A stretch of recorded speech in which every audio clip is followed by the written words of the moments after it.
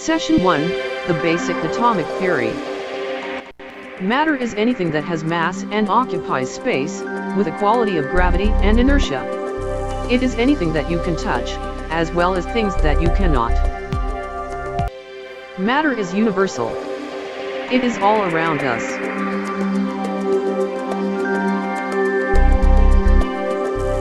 Matter exists in 4 different states: solids, liquids, gaseous, plasma. Solids. Solids are just about any piece of matter that maintains its shape and size.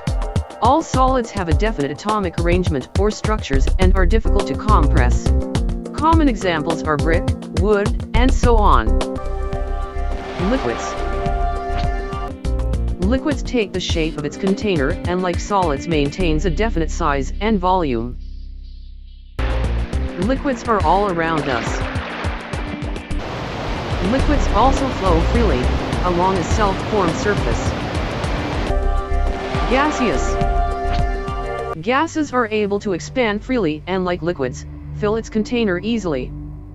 Gases also have much lower densities than solids or liquids. Common examples are air, oxygen, helium, hydrogen. Plasma. Plasma usually appears in a gaseous form. It exists at very high temperatures, such as in atomic reactions or in stars. It is also present in lightning flashes and observed in a plasma ball. Matter is everywhere.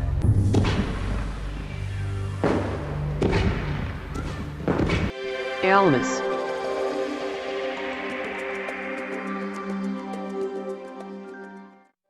Elements are substances that cannot be separated or divided into smaller elementary substances or particles by using ordinary chemical means. There are 114 known elements. These elements are found in the Earth's core, on its surface, in its atmosphere, or in its oceans.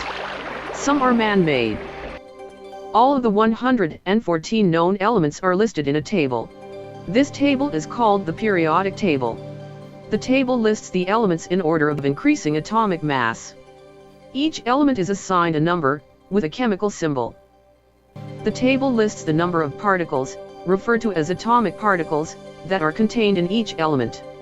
These atomic particles are discussed later on in this session. Some of the common elements are listed with their names and symbols and atomic numbers. Gold, symbol O, atomic number 13. Silver, symbol Ag, atomic number 47. Nickel, symbol Cu, atomic number 29. Tin, symbol Sn, atomic number 26. Iron, symbol Fe, atomic number 82. Atoms, the building blocks of elements and matter. If it were possible to use a magnifying glass to look at the smallest particle of any individual element or piece of matter, you would see that it is made up of very minute, vibrating particles, called atoms. The atom is generally represented as a sphere, with different colors representing different elements. A basic representation of an atom is shown. In reality, atoms can only be seen by special electron microscopes. Visible light has extreme difficulty passing through atoms, resulting in no color. To help explain some of the properties of certain atoms, we represent these atoms using various colors. These are not the colors of any atom, only a representation of it. The animations below illustrate some of the atoms of a few different elements, with their chemical symbols. H, hydrogen, Al, aluminum. O, oxygen, helium, N, nitrogen, C, carbon, Ni, nickel, Si, silicon, Cu, copper. All matter is made from combinations of simple chemical elements, consisting of one or more kinds of atoms. Molecules. When atoms join or bond with other atoms, the new combination of atoms are called molecules. A ball and stick diagram, as seen in the animation, is used to represent the bond. For example, Imagine if we reduced a grain of sugar into its smallest speck. This speck would be called a sugar molecule. A molecule is the smallest particle of a substance that can exist and still have all of the chemical properties of that substance. If we're to further divide the molecule of sugar into atoms, it would show that it consists of 3 different elements: oxygen, carbon, and hydrogen.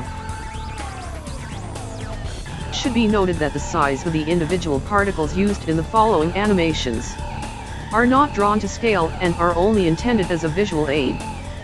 Inside the atom. If you were to look inside any atom, you would see that it is made up of very small particles, referred to as subatomic particles. A representation of the basic atom's interior and exterior made up is shown. It has an electrically positive charged central core, called a nucleus. Orbiting the atom's nucleus, in an elliptical orbital path, represented by the oval ring, is a cloud of electrically negatively charged particles called electrons. Each electron has a unit electric charge of -1, referred to as -1. The electron is said to be of a negative polarity. Electrons has an electric charge of -1 unit. The number of electrons orbiting any atom is determined by the nature of the atoms that make up that particular element. If we were to take any atom and slow down the orbiting electronics, we would see how they orbit the atom's nucleus. It would be seen that the electrons orbit the nucleus in predetermined energy levels or region, referred to as layers or shells. These shells or energy layers are arranged around the atom's nucleus in 7 layers or regions. The number of orbits in each shell layer is equal to the shell number squared. As an example, Shell 1 would have 1 orbit. Shell 2 would have 4 orbits. Shell 3 would have 9 orbits, and so on. The electrons spin on their own axis, surrounding the nucleus of the atom, simultaneously, forming an electron cloud. The electrons possess a property referred to as electron spin. This property causes a minute magnetic field to be created around the electrons. This magnetic field causes the electrons to act like spinning magnets, with north and south poles rotating in a clockwise or counterclockwise direction. Each orbit can only contain a maximum number of electrons. The greatest number of electrons found in some of the shells or regions are listed below. First shell region is 2, the second shell region is 8, the third shell region is 18, the fourth shell region is 32, and so on, increasing throughout T7 regions. The nucleus is the most massive part of the atom. Its diameter is 1/100,000th the diameter of the entire atom. Taking a closer look inside the atom's nucleus, we see that it is made from smaller, subatomic particles called protons and neutrons. Protons and neutrons are made up of smaller subatomic particles, called quarks. Researchers still do not understand them. There would be no atoms, and that matter, as we know it today, would not exist. The proton has a mass that is 1,840 times the mass of the electron. The neutron's mass is slightly lighter than the proton. Atoms can have a different number of protons or neutrons, depends on the type of the element or atom in its nucleus. The total number of protons or neutrons depends on the type of the element or atom. The protons have a positive unit charge of +1 and it is said to have a positive polarity, while the neutrons have no charge, being neutral. Balanced and unbalanced atoms. The protons give the nucleus its positive characteristic, with the neutrons simply adding mass and weight. The protons and neutrons are firmly bonded together, staying in place. However, some of the electrons orbiting the nucleus are less firmly bound in their outer orbits, and when given the right condition will rush away, causing the atoms to become electrically charged. These electrons are called free electrons.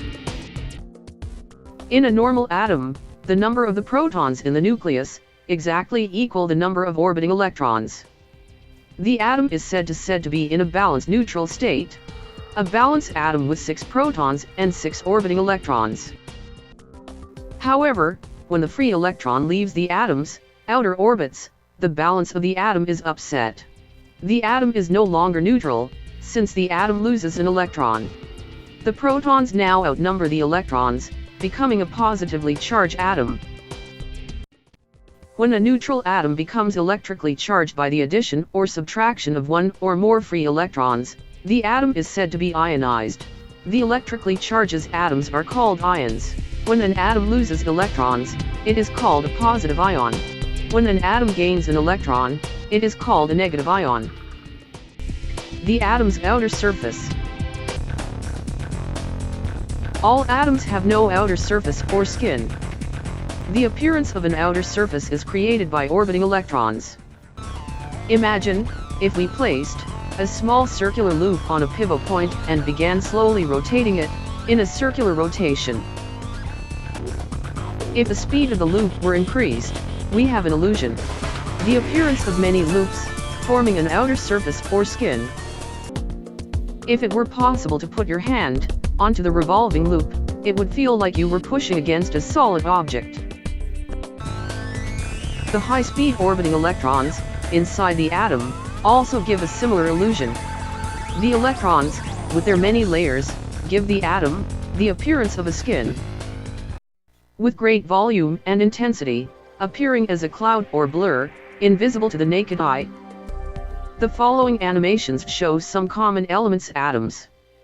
The orbital paths that the electrons follow is represented by oval rings. The true orbital path of any electron in an atom is determined by the nature of the element. The carbon atom is comprised of a nucleus containing 6 protons and 6 neutrons. Orbiting this nucleus is 6 electrons in 2 different energy layers. The sulfur atom contains 16 protons and 16 neutrons in its nucleus, with 16 electrons orbiting it, in 3 different energy levels. The copper atom contains 29 protons and 34 neutrons in its nucleus, with 29 orbiting electrons, in 4 energy levels. The silver atom contains 47 protons and 47 neutrons in its nucleus with 47 electrons orbiting in 5 energy levels. If it were possible to use a magnifying glass to view these atoms, you would see that no matter what atoms exist, all electrons are identical. All protons in all atoms are identical to each other. Likewise, all neutrons are identical to each other. The atom's size. To help visualize the size of an atom, we have to compare it to our everyday world. Imagine magnifying a human hair. We would see that the human hair would be over 300,000 atoms in thickness. If the atoms that make up the human hair were the size of a golf ball, the hair would be the same size as a very large golf ball, that is over 10 miles or 16 kilometers in diameter. Space. Except for the orbiting subatomic particles that make the atom's nucleus, the space inside the atom is virtually empty. The space inside the nucleus of an atom is very small compared to the overall space inside the whole atom. Every piece of matter in the universe is virtually empty space.